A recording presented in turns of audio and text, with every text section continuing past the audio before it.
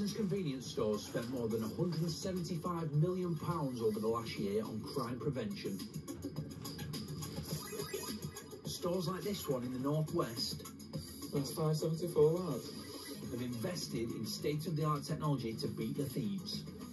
Altogether now we've got 23 cameras. We've got the alarm system connected to the police if there is, like, you know, anything that happens really. And then we've got like a fog. 5:30 p.m. and two thieves are about to be taught a lesson they won't forget. Before we know it, it's like some guy just rushed through the door, come straight up to the till with his fingers planted like that. So I thought it was a gun. Then another one jumped onto the counter.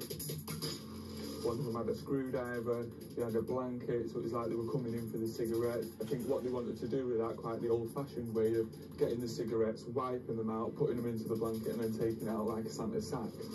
But the store's CCTV captures what happens when Kessa presses the store's panic button. As soon as you press it, it activates it straight to the thing, so you're like setting off your alarm. Simultaneously, it's activated the fog bandit, so the fog bandit, you know, dispensed its fog, covered off the whole of the shop. By the time the fog clears, the gang have left, empty-handed. And then the police arrive 15 minutes later, which obviously gives you the sort of time frame of what could have happened if they were allowed in, all five of them. Fog security devices are now used by retailers around the world. Back in Manchester, it's a high-tech solution to tackle old-fashioned cigarette thieves. They're not expecting, you know, to obviously encounter something like that. Is they've already pre-rehearsed it in their heads, how it's going to happen, what they're going to do, what each person's got to do. So then if there's obviously something that comes in, like an obstacle in the way that they can't see what they're doing, they're not really doing anything.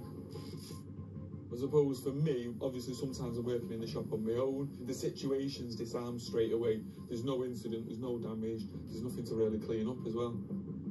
It's another example of shop owners outwitting the thieves.